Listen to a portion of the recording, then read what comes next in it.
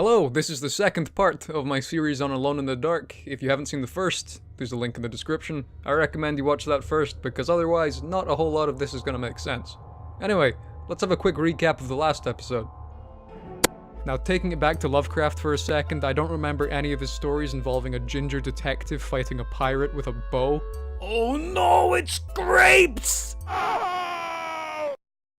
So after being devoured by some doors, I decide this part of the house is probably not the best place to be, so I head back up the stairs and pop into this room on my right.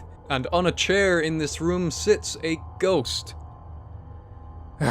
Now, most horror games, movies, stories, whatever, they tend to pick one or two horrific things to add in it.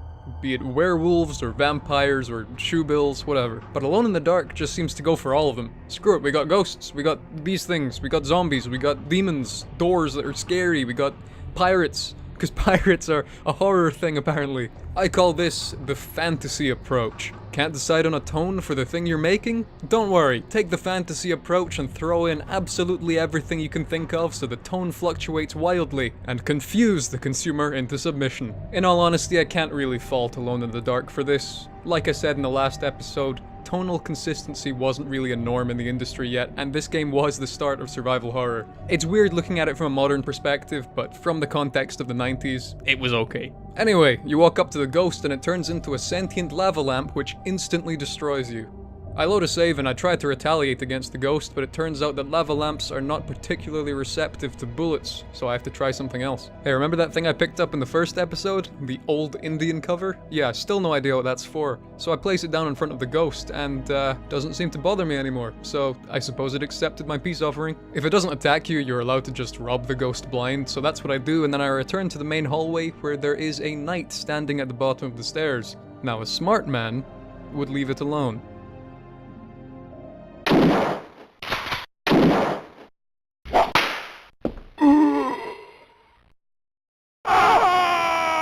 Well, I stumble across a bathroom, and within the bathtub is this creepy tentacle thing. I respond accordingly. Alas, he does not die, so I take its stuff and leave. For the amount of weapons the game has given me, there are a remarkable number of enemies which simply cannot be killed by normal means. But I've got good news, because in the room next to this is the first dark room in the game. I didn't actually think lighting mechanics would be a thing despite having a lantern, but no, you walk into this room and it's pitch black. Thank God, the game might live up to its name. And for bonus points, I am alone in this room, so that's 2 ticks for Alone in the Dark, well done. But there are 2 things in this room which are actually worth talking about. The first is this book, and boy does this book have some legendary quotes. One had time to sketch several of them and notice signs of degeneracy. Some children showed one their queer hands. Queer hands? Jesus Christ, you can't say that in 2019. I mean, I knew the game was inspired by H.P. Lovecraft, but Jesus Christ, you don't have to take that aspect of his writing. One admits to being somewhat flabbergasted. One admits to being somewhat flabbergasted. Now this is my new go-to exclamation. Anyway, the contents of the book itself are actually pretty interesting. In the last episode I said that I hadn't come across anything in this game which I would consider to be Lovecraftian. That changed here. This book is about an upper-class traveler going to New England, meeting some odd-looking locals, and discovering the marvels of space before mysteriously going missing. That's pretty Lovecraftian. Tell me more. The other interesting item in this room is this heavy statuette. Guess what clever use this item has?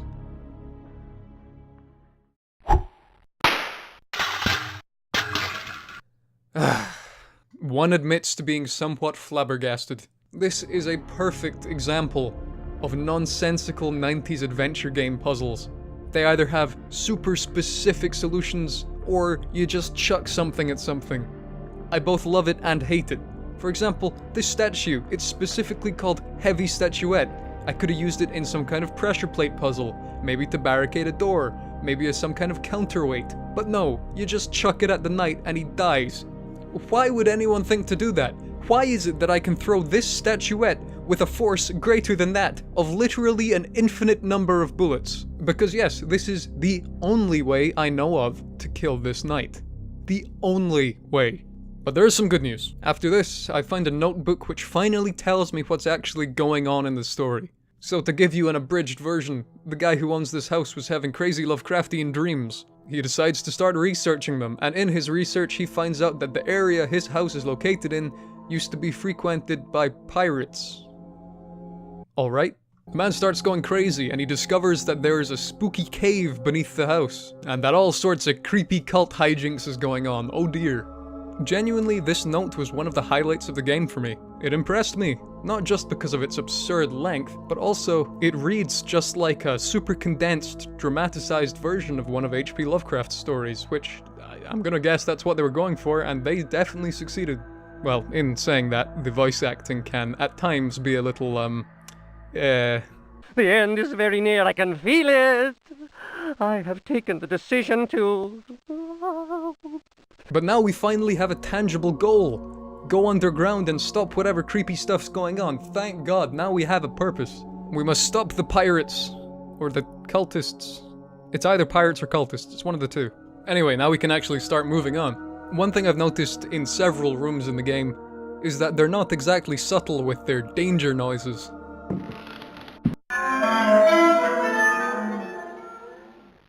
This is a nice room. Never mind, it's a bad room. Very, very bad room. The painting is throwing axes at me. I don't even have a way to defend myself. I can't shoot it, I can't throw things at it. Good lord, what do I do? It looks like the painting's depicting a traditional Native American warrior, but how does that help? If only I had some way to cover this old Indian. Wait a minute.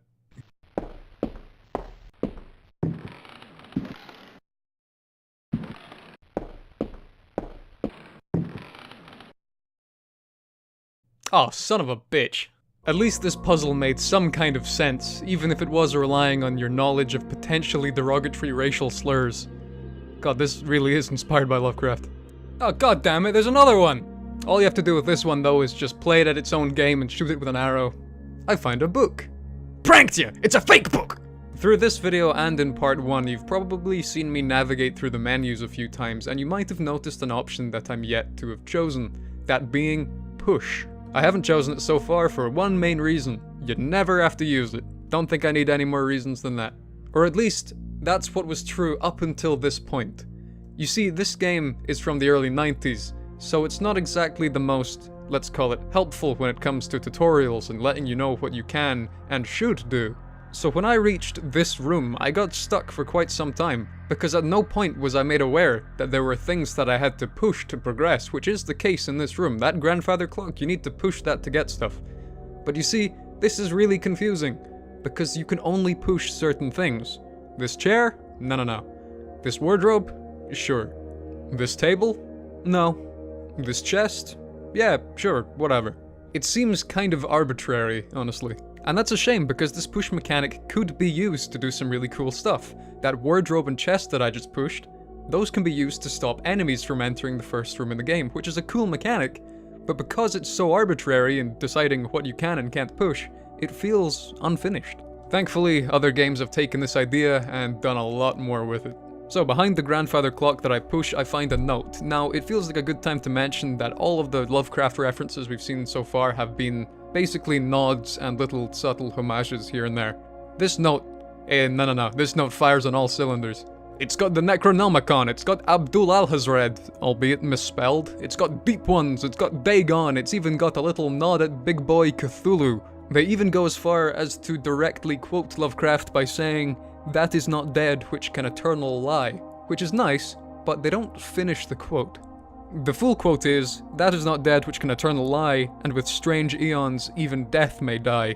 It's kind of important to include the second part, because the first part says, there are things so inconceivably powerful that they are immune to death, the thing that we as a species are most naturally afraid of. But the second part is important, because it says that not only are these things immune to it, but the very thing we fear the most is itself transient in comparison to them. Which brings it from creepy idea to existential horror. I found a library area, which is fine. It's got, books, it's got some knives, it's got a talisman, it's got the Nightmare Teletubby, all the stuff you'd expect from a library. And some of the books are actually really fun reads, right up until the kicks in, which does happen to instantly kill you, so that's a bit of an inconvenience. Moral of the story, don't read books, they will end you. One of the books that does kill you is actually the Necronomicon, or at least an extract from it. which is cool because it actually directly references Big Lad Cthulhu and Shub Nigrath, which is nice, but again, kicks in and you take a lot of damage. Having read a lot of Lovecraftian stuff at this point, it's high time I head down into the creepy underground area and see what's popping down there. So I have to go down into the cellar again, avoid the indestructible rats, move the barrels, go into this little tunnel and... oh, well, maybe I'll come back here later. Deciding it's probably best to avoid the underground tunnels for now, they're clearly not quite ready for me. I go and walk around and find some more stuff, and in fact I find a book, and there's something you guys can actually help me with here. The guy who's narrating this book sounds super familiar, but can't quite put my finger on who he sounds like. If you guys have got any ideas, please do tell me. We received a less than hearty welcome. Only Pickford, the owner, behaved in a friendly manner. While my men counted cattle and grain reserves, I learned what I could from him. I do find another way into the underground tunnels, but this way is about as friendly as the last. Once again, I find myself completely lost and directionless, so I decide it's probably a good time to do the game's first boss fight.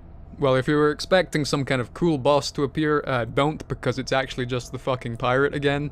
But this time I know how to actually damage him. It turns out he can only be hurt by swords. And that's convenient, I have a sword now after I threw the statue at the knight and stole his stuff. And now that puzzle finally makes sense. We all know about the ancient three-way feud between statues, pirates, and knights. It's like the original rock, paper, scissors. So we hack the pirate to death and it turns out he was guarding a ballroom, as pirates are known to do. And in the ballroom are some happy dancing folk. Let's go and say hello. My old Indian cover won't save me this time. Well, this seems like as good a time as any to end part 2. To quickly recap, I'm not as confused as I used to be, we have some Lovecraftian stuff going on, and I have killed a pirate. There were several less shoebills in this part of the game, which does mean the horror aspect was diminished somewhat, but I can let that slide. But I did get to showcase a few elements of survival horror which have been left to the mercy of time, those being nonsensical puzzles, mechanic-heavy gameplay, and piecemeal narrative. The piecemeal narrative can still be found here or there in horror games, but typically, in modern ones, you're given a goal at the very start of the game which makes sense in correlation to the rest of the game. Unlike this, where I've been told to find the piano, and now I'm fighting pirates. In any case, be sure to join me next time for the third and final part, where I'll be going into the underground depths and seeing some spooky stuff, I do presume. Thank you very much for watching. Goodbye.